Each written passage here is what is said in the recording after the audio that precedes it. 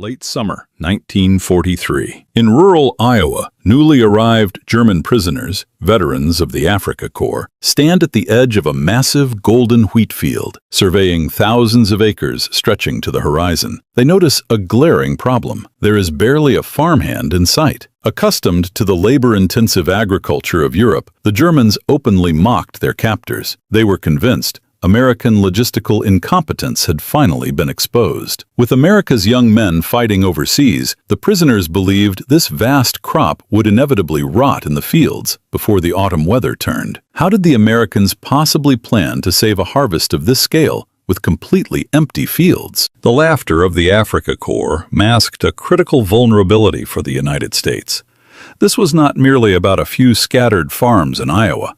It was a forgotten, high-stakes logistical battle for the survival of the entire Allied war machine. By 1943, the American agricultural heartland had been systematically stripped of its workforce, as millions of young men were drafted into the armed forces or absorbed by urban munitions factories. Yet the production demands on the Midwest had never been higher. The nation was tasked with feeding its own rapidly expanding military, its civilian workforce, and, crucially, sustaining Britain and the Soviet Union through the Lend-Lease program. A stalled harvest meant starvation abroad and a crippled global war effort. This severe domestic labor shortage forced the War Department into a desperate gamble, relying on thousands of captured enemy combatants to secure the world's food supply. The German prisoners staring at those vast, unpopulated fields saw a catastrophic failure of organization. What they could not see was the devastating technological advantage waiting just out of sight. The impending collision between Axis arrogance and Midwestern reality reveals how a desperate logistical crisis managed to completely shatter the deeply ingrained propaganda of the Third Reich's most elite soldiers. The depth of this domestic crisis was not immediately visible from the main roads, but by the spring and summer of 1943, the rural United States was experiencing a severe demographic hemorrhage. The draft boards, operating under the Selective Service Act, had been ruthlessly efficient across states like Iowa, Nebraska, and Kansas. Local newspapers that once dedicated their pages to crop yields and county fairs were now filled with endless casualty lists and military deployment notices. Simultaneously, the booming wartime defense industries in cities like Detroit, Chicago, and Los Angeles, offering unprecedented steady wages to build bombers and warships, pulled away thousands of men who had managed to avoid the draft. As a result, the agricultural workforce practically evaporated. By the middle of the war, the American farm labor pool had lost over 3 million of its most capable, able-bodied workers. Yet, the War Department and the Department of Agriculture were simultaneously issuing emergency directives demanding record-breaking crop yields. The United States had to feed a massive two-front military, sustain its civilian industrial base, and provide millions of tons of food shipments to keep Britain and the Soviet Union in the fight. It was an impossible mathematical equation. You had thousands of square miles of fertile, planted topsoil, but only grandfathers, mothers, and high school teenagers left to work it. The traditional American agricultural model relied heavily on a massive surge of itinerant and local manual labor during the late summer harvest. Now, those hired hands were either carrying rifles in Sicily or riveting steel plates in naval shipyards. Recognizing that a failed harvest would result in a strategic disaster on par with losing a major military campaign, the War Department turned to a highly controversial, heavily debated emergency measure. Following the surrender of Axis forces in North Africa in May 1943, the Allies were suddenly burdened with hundreds of thousands of German and Italian prisoners of war. Keeping them confined in Europe required housing, food, and guarded perimeters that drained resources the Allies desperately needed to stockpile for the impending invasion of Italy. The Office of the Provost Marshal General engineered a massive transatlantic logistical shift. They ordered the empty Liberty ships, which had just delivered munitions to Europe, to be packed with prisoners for the return voyage to the United States. Once on American soil, they would be housed in isolated interior camps and put to work in the fields, strictly adhering to the guidelines of the Geneva Convention. Farmers could apply for prisoner labor, paying the prevailing local wage directly to the U.S. Treasury, while the prisoners themselves received 80 cents a day in canteen scrip. Suddenly, the quiet, isolated farming communities of the Midwest found themselves hosting the enemy. Trainloads of German soldiers, primarily from Erwin Rommel's vaunted Africa Corps, began arriving at newly constructed branch camps in places like Algona and Clarinda, Iowa. These were not exhausted, demoralized conscripts pulled from the final days of the war. These were hardened, highly disciplined, and deeply ideological veterans. They had been heavily indoctrinated by the Ministry of Public Enlightenment and Propaganda in Berlin. Before their capture, they had been told for years that the United States was a hollow shell. Nazi propaganda painted America as a culturally degenerate, economically chaotic, and fundamentally soft nation, wholly incapable of the unified national effort required for total war. Their eventual defeat in the North African desert was rationalized away by their officers as a mere logistical failure or a fluke of overwhelming numbers, certainly not a testament to American capability. As these soldiers were processed into the Midwestern camps, their initial observations only reinforced their deep-seated prejudices. Peering through the barbed wire perimeters, they looked out over the vast, undulating landscapes of the American breadbasket. In Germany, a comparable stretch of agricultural land would be dotted with densely populated farming villages, intricately divided small plots, and a massive army of peasant laborers working the soil by hand. Here in Iowa, the sheer distances were staggering, but the human presence was practically non-existent. To the Africa Corps veterans, it looked like sheer negligence. The social tension in these rural counties was palpable and incredibly delicate. Local farmers, many of whom had Blue Star banners hanging in their windows indicating a son serving overseas, or worse, gold stars indicating a son killed in action, were now forced by economic survival to drive to the local POW camp and sign out details of German soldiers. Strict military regulations forbade fraternization. Armed guards accompanied the work details, and the atmosphere was thick with mutual distrust. The civilian farmers were exhausted,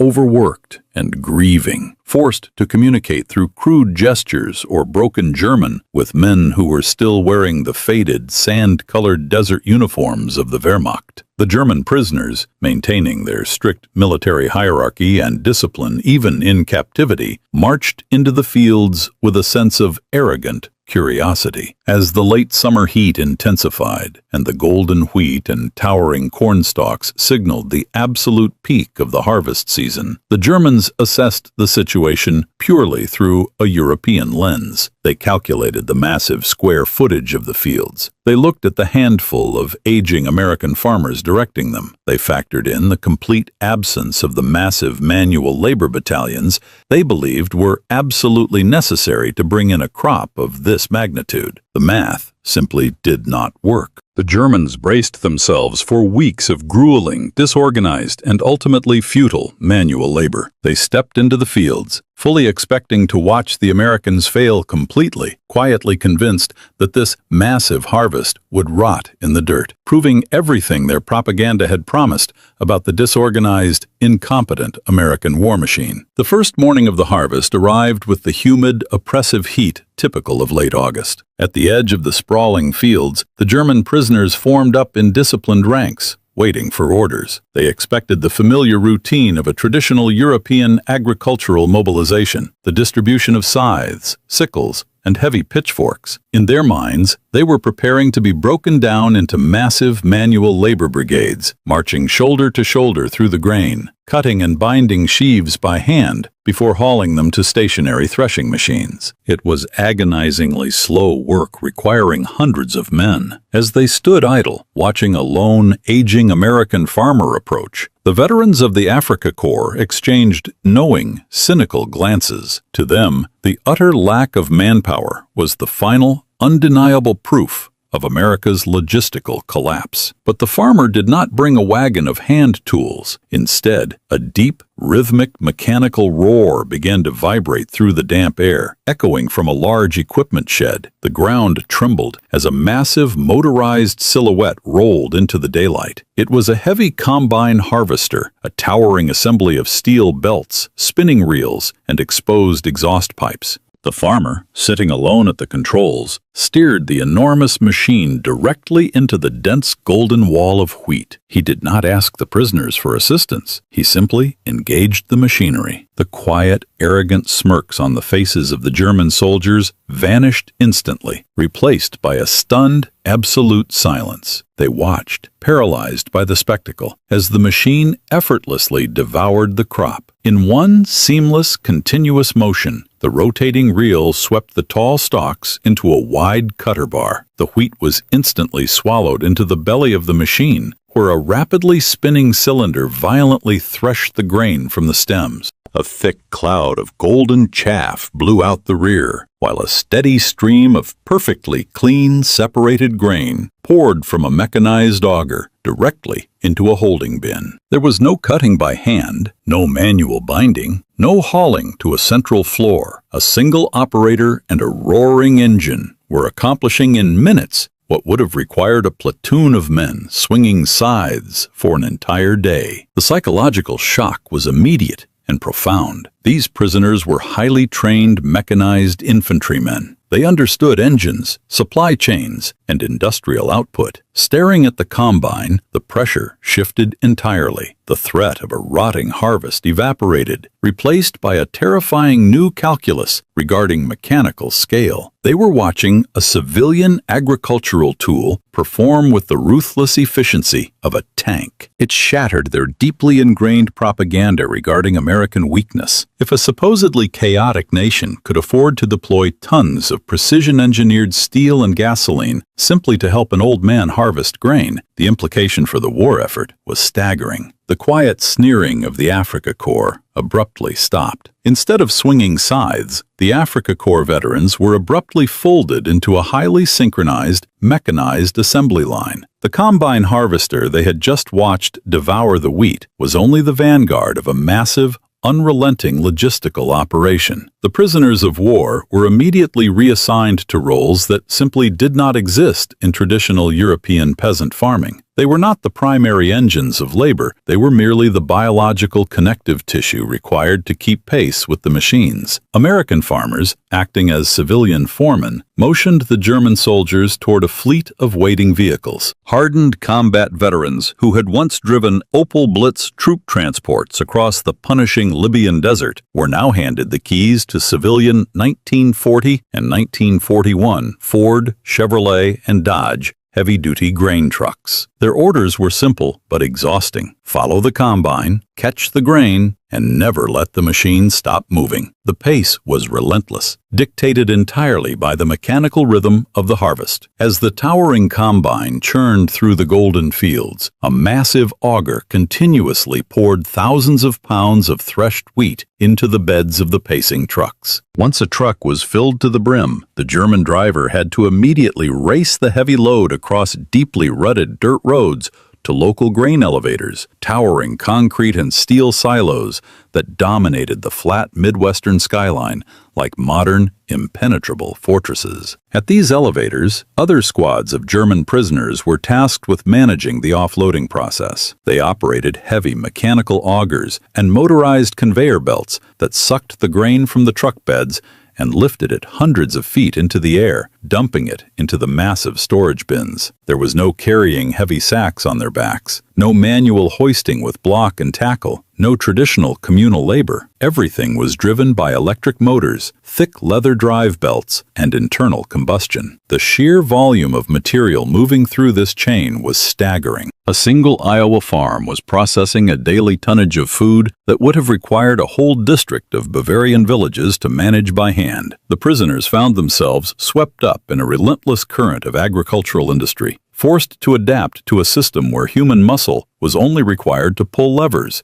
steer steering wheels, and shovel the spillover. The realization began to sink in deeply. They were not brought to the Midwest to save a failing harvest. They were brought here merely to act as temporary attendants to an already perfectly functioning mechanized titan.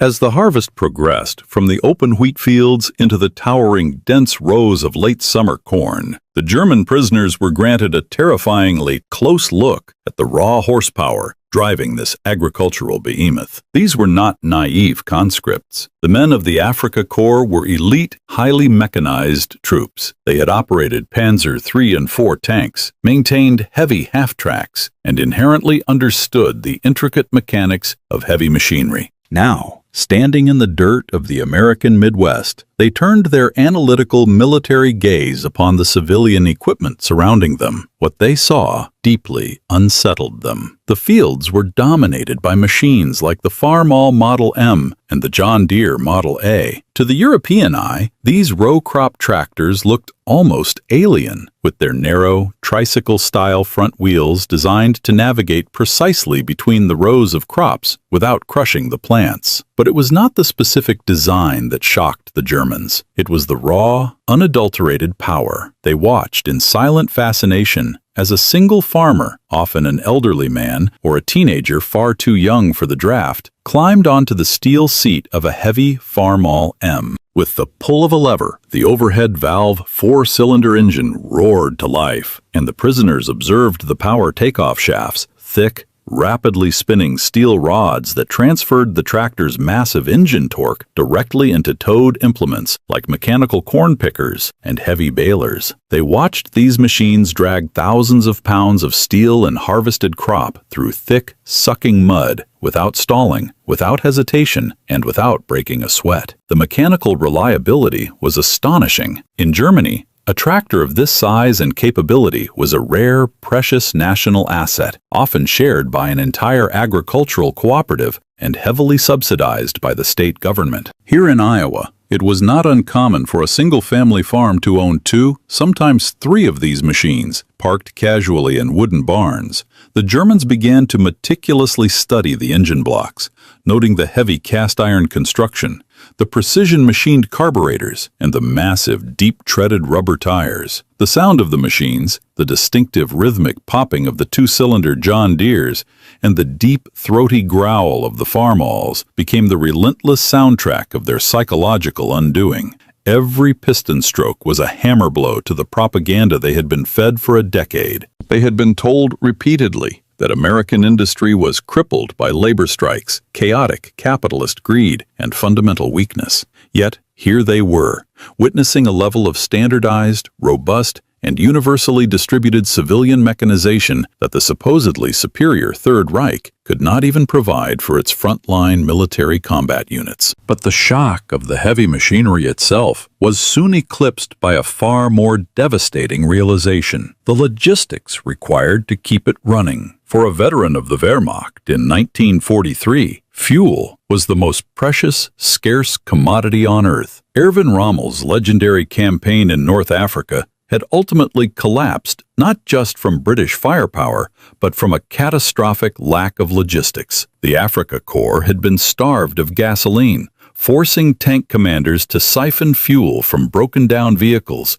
or abandon perfectly functional panzers in the desert sand simply because the supply ships had been sunk in the Mediterranean. They knew the bitter metallic taste of a war machine grinding to a halt because the synthetic oil refineries in Germany simply could not produce enough volume. Now, in the middle of a total global war, these same hardened soldiers were watching rural American farmers consume fuel with a casual, almost sickening indifference. The German prisoners observed the local fuel delivery system with a growing sense of profound horror. Standard Oil and Texaco tanker trucks routinely rolled down the dusty county roads, pulling right up to the edges of the fields. There were no armed military escorts. There There were no frantic, coded radio transmissions coordinating a secure drop. A civilian driver simply unspooled a long rubber hose and pumped hundreds of gallons of high-octane gasoline and diesel directly into the farm's private, unguarded storage tanks. The farmers were burning thousands of gallons of fuel just to turn the soil and harvest grain, while the German military was increasingly relying on horses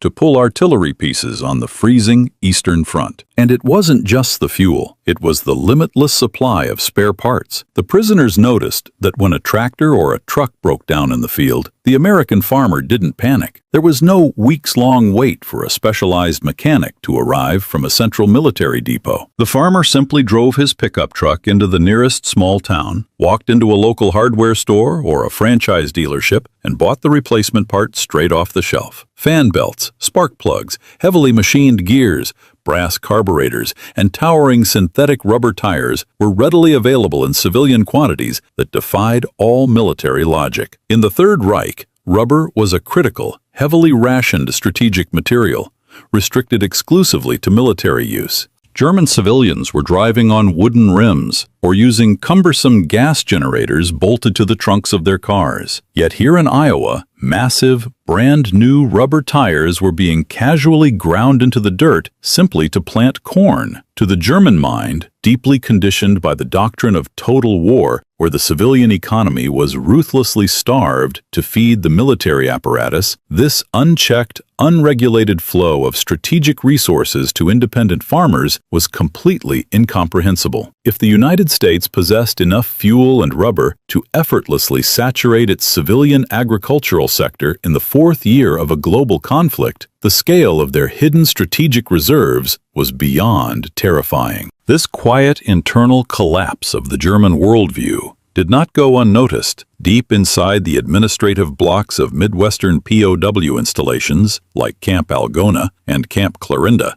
officers of the United States Office of Censorship, working alongside military intelligence, were meticulously tracking the psychological state of their captives. Every outgoing letter, every postcard, and every confiscated personal diary was translated, copied, and analyzed. When the first trains of Africa Corps veterans had arrived in the early summer of 1943, the censors had recorded a consistent, defiant tone. The early letters home to families in Hamburg, Berlin, and Munich were filled with boastful arrogance, perfectly mirroring Joseph Goebbels' daily radio broadcasts. The prisoners wrote that the Americans were soft, thoroughly disorganized, and clearly losing the war, since they couldn't even find the men to work their own fields. They promised their families that they would be home soon, victorious and vindicated. But as the late summer harvest peaked and the reality of American mechanization thoroughly set in, the censors documented a massive, seismic shift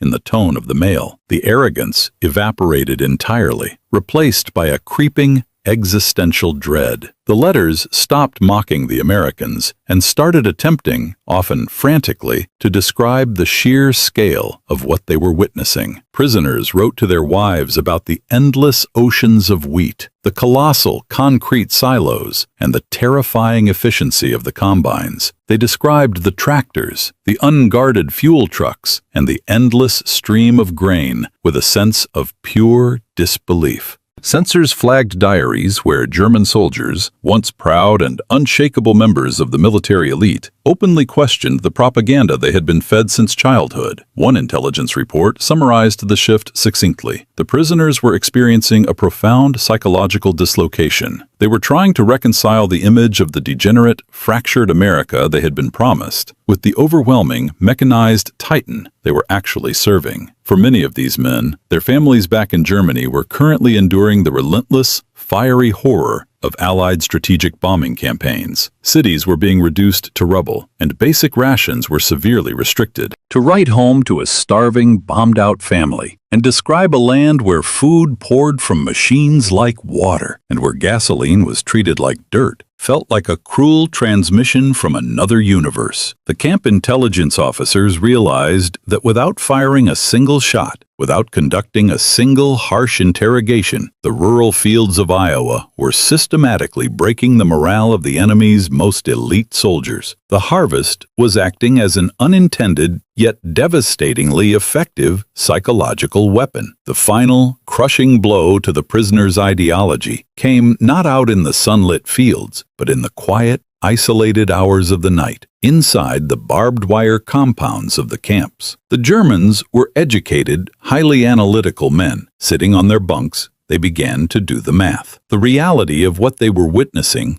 demanded a terrifying, logical deduction. They started by extrapolating the data they had gathered from a single Iowa county. If one small farming community possessed hundreds of these massive tractors, combines, and heavy trucks, then the state of Iowa possessed tens of thousands. If you expanded that calculation across the entire American Midwest, spanning Kansas, Nebraska, the Dakotas, and Illinois, the numbers rapidly entered the realm of the incomprehensible. Hundreds of thousands of heavy machines, millions of tires, tens of millions of gallons of fuel. But the agricultural hardware was just the surface of the terrifying equation. The German soldiers inherently understood industrial supply chains. They knew that a tractor did not simply appear in a field. It was the final end product of a massive underlying industrial base. To produce hundreds of thousands of Farmall and John Deere tractors, you needed an endless supply of raw materials. You needed the iron ore of the Mesabi Range, the coal of Appalachia, and the massive roaring steel mills of Pittsburgh and Gary, Indiana. You needed thousands of factories stamping out precision ball bearings, forging heavy crankshafts, and weaving complex wire harnesses. You needed a continent-spanning network of railroads just to move the raw materials to the factories and the finished machines to the farms. And then, the most horrifying realization of all finally struck them. The prisoners knew from their own observations that the American government had already ordered a total halt on the production of civilian vehicles to focus on the war. The tractors and trucks they were marveling at were merely the peacetime remnants of American industry, the leftover, aging inventory of a nation before it had truly mobilized. The factories that had built these agricultural behemoths, General Motors, Ford, Chrysler, International Harvester, had already been completely retooled for war. If the United States was capable of producing this staggering volume of heavy machinery simply as a byproduct of its civilian peacetime economy, what was that exact same industrial base currently producing for the military? The math was inescapable and deeply chilling. The foundries that had cast the heavy iron engine blocks of the tractors were now casting the thick, armored hulls of Sherman tanks. The massive assembly lines that had built the heavy grain trucks were now churning out thousands of 2.5-ton military transport trucks destined for Europe. The factories that had stamped the aluminum cowlings of the combines were now riveting the wings of B-17 Flying Fortresses and B-24 Liberators. The prisoners realized that their comrades fighting on the freezing Eastern Front and in the bloody mountains of Italy were not just facing an army, they were facing a continent-sized factory that had been fully awakened and militarized. The endless flow of gasoline they saw in the fields meant an endless flow of aviation fuel for the bombers currently leveling their homeland. The psychological collapse was total.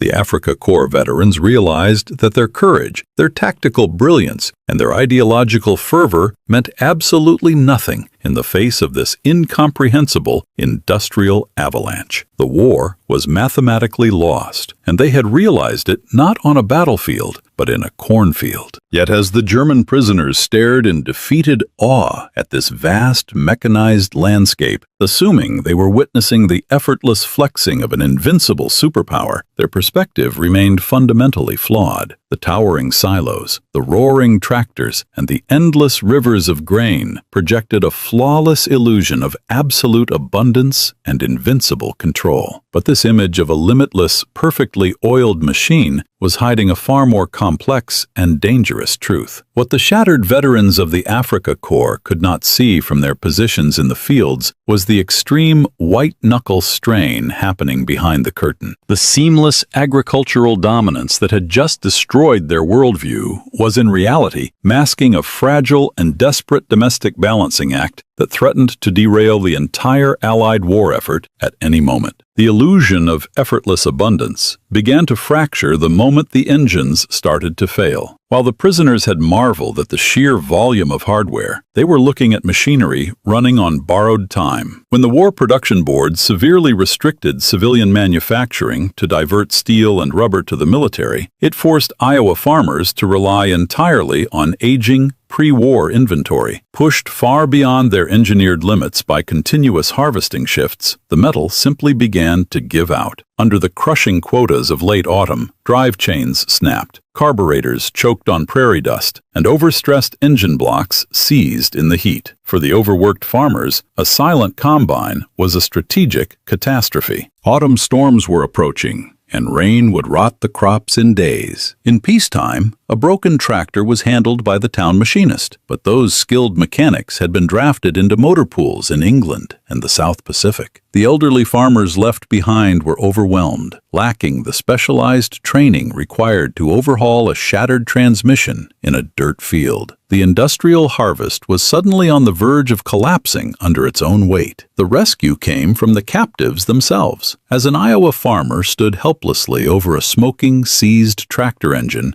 a German prisoner stepped forward. Before his capture in Tunisia, he had been a Wehrmacht motor pool specialist, nursing battered half-tracks and panzers through the abrasive sand of the Libyan desert. He recognized the symptoms instantly. Gesturing to a sheared magneto pin and a blown gasket, he reached for a wrench. Desperate to save his livelihood, the farmer let him work. What followed was a quiet, undocumented symbiosis that defied military regulations. Farmers quickly discovered that the Africa Corps ranks were packed with trained mechanical engineers and diesel technicians. Ideological enemies began collaborating intensely over open engine cowlings. The Germans improvised battlefield repairs with scrap iron, fashioned gaskets from old leather, and coaxed dying engines back to life. In exchange, farmers bent non-fraternization rules, rewarding their captive mechanics with hot civilian meals and tacit professional respect. This strange partnership of American hardware and German ingenuity dragged the machinery through the final days of the season, pushing the harvest toward an undeniable physical reality. Driven by that undocumented, improvised, mechanical alliance, the engines kept running. By late autumn, as the first hard frosts threatened the prairie, the final acres of corn and wheat were systematically cleared. The pace had been brutal, dictated entirely by the rhythm of internal combustion, but the result was historically unprecedented. Despite missing virtually its entire able-bodied civilian workforce, the state of Iowa did not just save the harvest, it shattered existing production records. Millions of bushels of grain were pulled from the earth in a mechanized blitzkrieg that defied every agricultural model the Axis powers held as gospel. The true climax of this massive logistical gamble did not unfold in a War Department briefing room. It happened at the local railheads.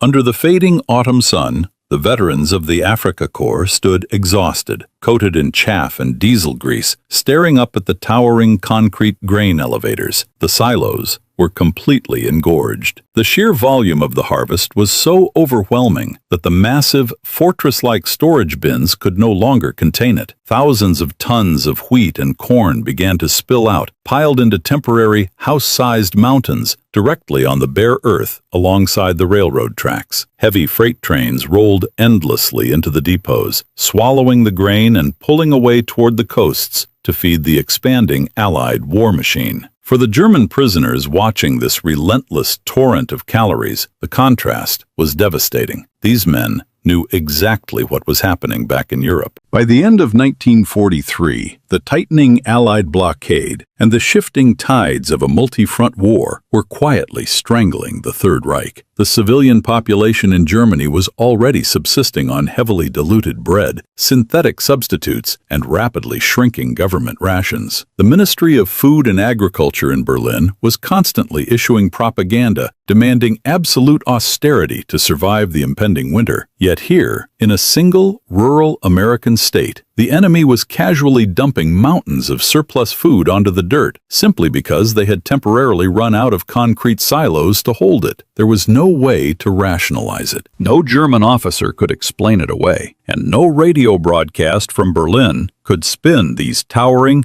overflowing silos into a symptom of American weakness. The physical weight of the harvest served as undeniable, crushing proof that the foundational myths they had been fed were absolute fabrications. The prisoners realized that the industrial and agricultural abundance required to sustain a global two-front war was not just intact in the United States, it was rapidly accelerating. Their ideological defeat was absolute. It had not been finalized by the artillery barrages of El Alamein or the naval guns in the Atlantic. It was finalized right there in the dirt, sealed by the relentless, thundering hum of a Midwestern tractor. After the frantic roar of the harvest faded and the heavy freight trains pulled away toward the coasts, a deep, familiar silence settled back over the landscape. By early winter, the vast, stripped fields of Iowa were once again completely empty. When the veterans of the Africa Corps first stood at the edge of this immense acreage months earlier, they had looked out at that exact same emptiness and laughed. They had seen a critical absence of human labor, interpreting the quiet rural expanse as the undeniable symptom of a collapsing,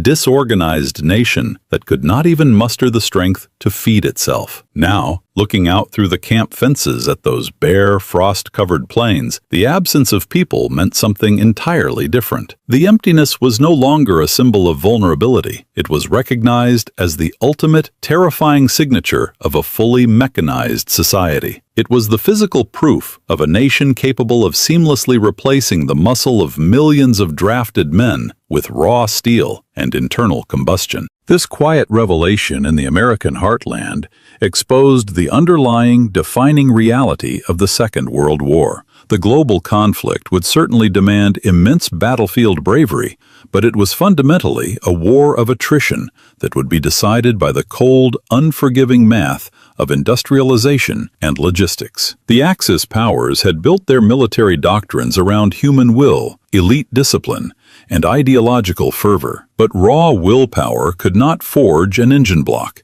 and discipline could not refine a barrel of oil. The German soldiers had just watched a handful of aging civilians and teenagers use heavy machinery to engineer their way out of a catastrophic national labor crisis. The profound historical truth they realized in that moment was inescapable. A society that could mass-produce this level of mechanical dominance simply to pull wheat from the dirt could never, under any circumstances, be outproduced in a munitions factory. The Third Reich had dispatched its most elite, ideologically hardened soldiers across the globe to conquer a new empire and impose their brutal vision upon the world. Yet, deep in the isolated, sun-baked fields of the American Midwest, thousands of miles from the artillery barrages and blood-soaked trenches of Europe, those same vaunted veterans were quietly and utterly broken. They were ultimately defeated not by an overwhelming Allied army or a brilliant tactical maneuver, but by a solitary, aging farmer, the relentless roar of a gasoline tractor, and the devastating realization of what true industrial power actually looked like.